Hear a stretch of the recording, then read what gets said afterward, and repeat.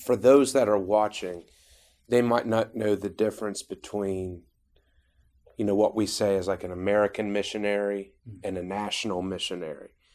So can you kind of speak to that, the differences and the importance of a national missionary taking over a work and reaching their people with the gospel? Well, there's quite a significant difference, there. There's quite a significant difference. And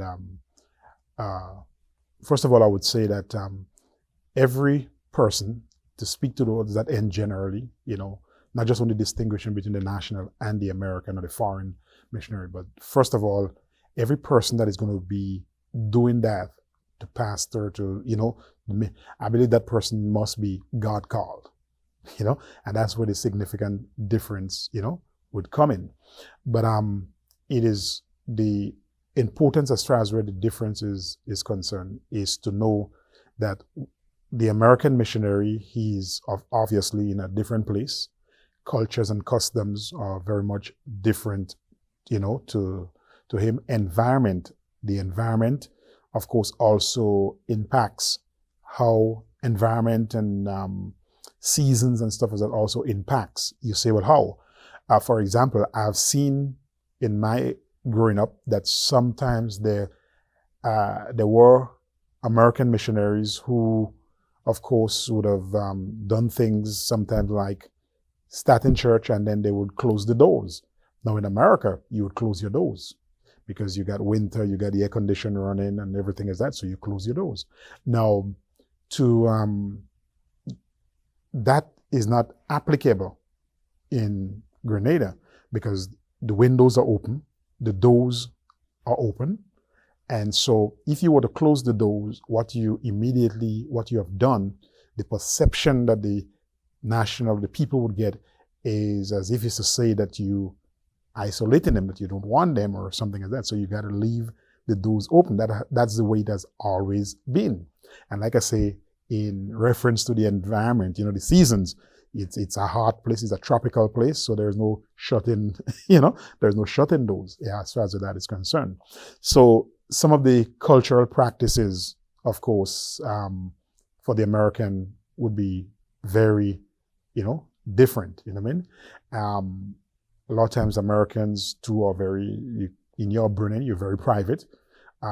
People, if you, in the Caribbean and in Grenada for the most part, if you are a pastor, people would want to visit you all the time. They would want to come to you. They would want to come at your home.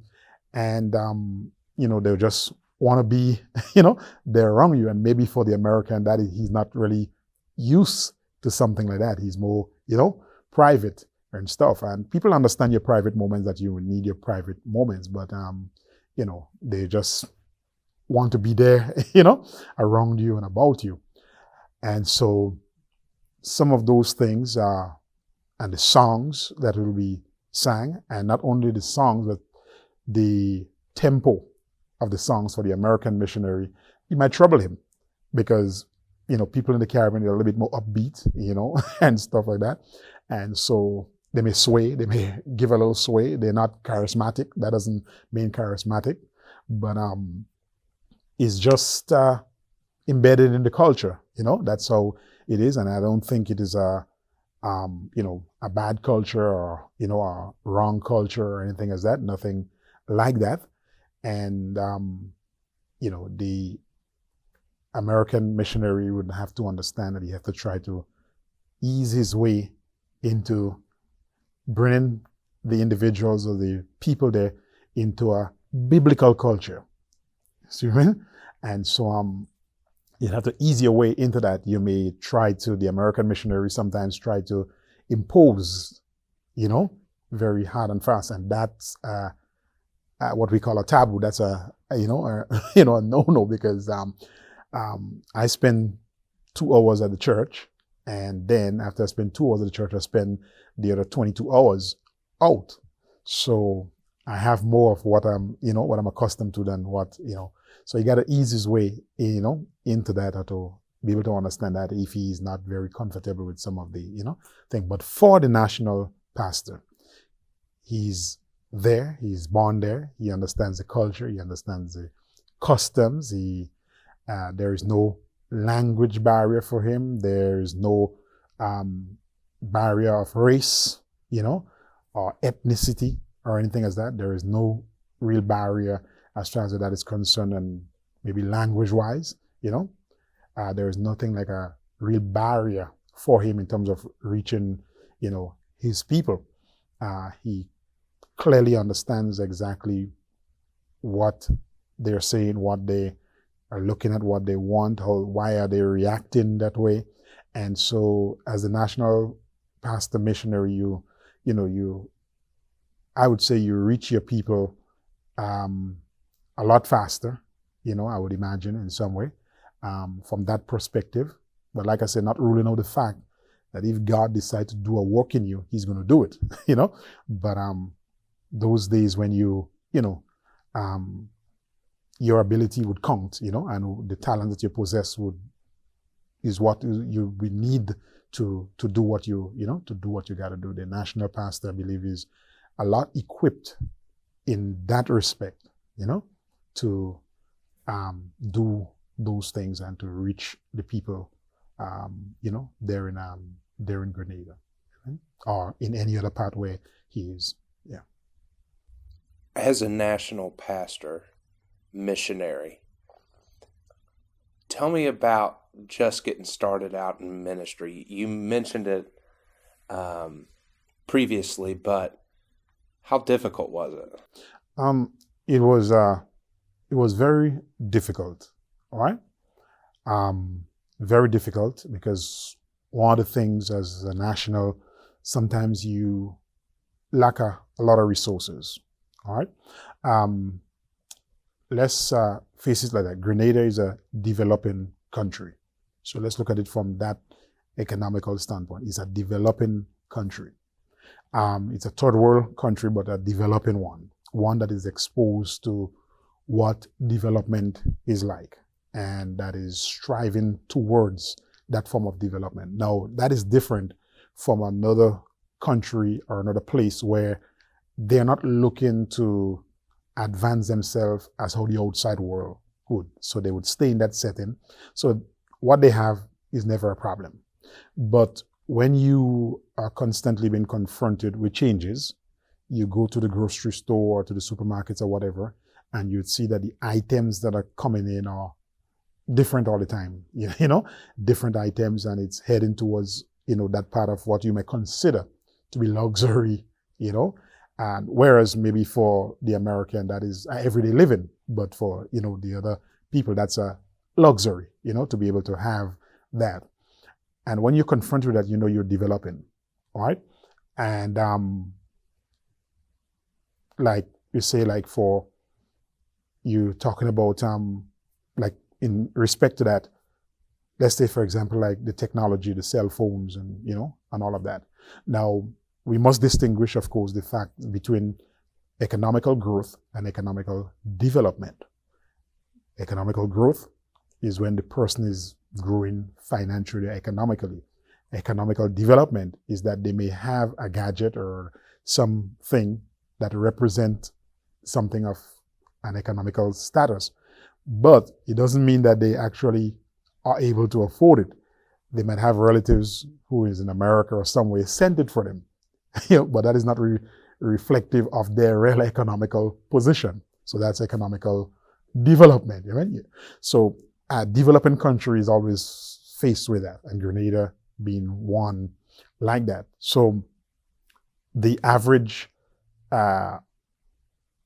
day pay is about roughly about 20 US, 15 to 20, 17 to 20 US dollars is the average day's pay. Now, more than that, it should be more than that, is required to be more than that, okay? But that's what the economical situation would allow.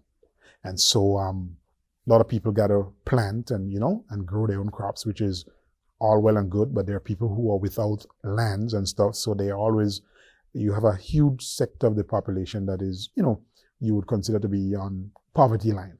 See what I mean?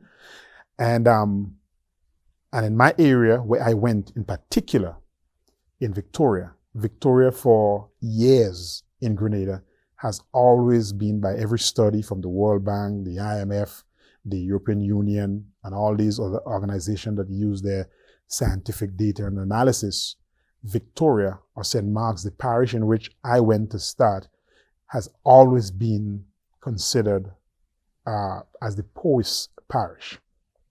Poorest, the highest unemployment. What drives the economy there is one, fishing, and two, some agriculture. And that's basically what's there. All right. That town doesn't have a bank. It has the post office, there's a police station, but it doesn't have a bank, and it only has small shops at Victoria. And like I say, a lot of unemployed individuals, lots of unemployed individuals. So when we started off, it's not like we did in a situation where we're going in a place and you have these people there who are developed, and so as a result of that, in terms of being able to help you financially, that, as the preacher there, that could work. You're talking about, they really and truly don't have anything. They more or less almost look towards you, to help rather than, you looking, along that line. So, as far as that part is concerned, it's very difficult. No support, like I said before. So the resources, as far as that part is very, very limited. Not only that, but, of course, even before we reach into that building, the preacher paid the rent for about 6 months or so. But then after that, we had to start to pay the rent, which was $200 EC dollars. And now that's a lot, for that, for that time. You're talking about at least about $75 US a month. And, and that was always hard to come about, to reach to that and stuff. And, it was hard. It was just hard. You're talking about there were times that we could have, time we couldn't meet that rent. I had to go and speak to the man and said, listen, just give us the next 2 weeks again, let me see what could happen and stuff. And oftentimes he would say, okay, no problem, because, you're all not trying to make money here. So, you're just trying to, and we had a lot of kids, and that softened his heart. He said, man, I like to see how you all bring in all these young kids and, getting them to try to, to mold them and all of that. And so that, softened his heart there in a lot of ways. And so he was not actually pressuring us. But of course, we want to keep up our testimony and everything like that. So we trying to make sure that we meet the need there and stuff. And of course, at the time I was living in Happy Hill. Which is at least 17. So we're talking about 14 miles away from Victoria, 14 miles. That's 14 driving miles. And it was very hard to reach to Victoria. We struggled. We just struggled. We tried to take bus sometimes. Sometimes we didn't even have money to pay bus. We will go by the road, and you say in America, you thumb, And we got a lot of insults. People used to tell us, why are you going all to Victoria for church? Can you not just stay somewhere in Happy Hill and just serve God there? You don't have to go to Victoria to look for God. But of course, they didn't understand the spiritual things are, carnal to the natural man.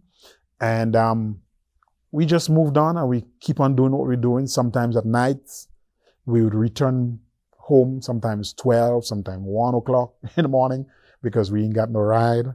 And we were faithful to it. We always try, if we by the road and we're trying to thumb, what we would do, if the transport that stopped could only take one, then one person will go ahead and, and it was a significant struggle because of no transportation, except with limited resources, And so that is one of the tough, this that we would face. And of course, also if the national would probably need to try to build a building, of course, that's always is hard. Remember, as I stated from the beginning, that Grenada is a developing country. It is very different from a country that is not seeking to develop. So if you have a little hurt, you don't mind staying in your heart. But if the people are in a state of development and they're improving their lives. It means, therefore, that if you were to stay in a little hurt where you started, people on the outside, because of you're lacking development, it shouldn't be, but that's the way it is. That would hinder them from wanting to come. Because when you look at the other denomination, they got a building. They could go in and sit down comfortably, And we as the independent Baptists and stuff as that barely would have had, anything. So that's why we will seek to try to have a building, and stuff. And so those resources are needed to be able to do that. Not that we want to match the other churches, but rather to the people that we're dealing with, that they would be in turn comfortable to, to come into those, into our places, because socially some people would they wouldn't want to, this church down the road, they got a good building. If rainfall, they don't get wet, stuff like that. You have a building, if the rain falls, you probably had to put a few buckets to catch some water, And so that's just the physical part of it, and stuff. That would bring, hindrance, how the human being could think at sometimes. So the lack of resources is obviously, one of the things that made it very hard. Resources all around to have transportation, to move, and all of that.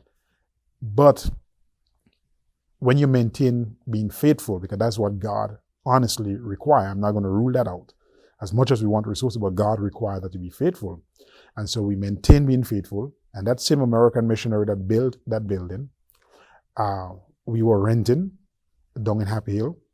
And when he built that building, he also built an apartment in the back of that building for him and his wife to stay.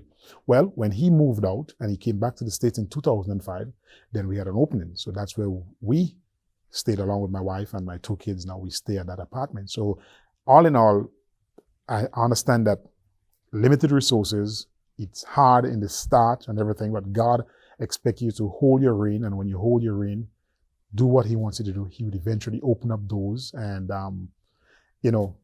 just be willing to suffer for God, willing to suffer, notwithstanding the fact that if those resources are made available, the truth is you will be able to do more and also in a quicker time.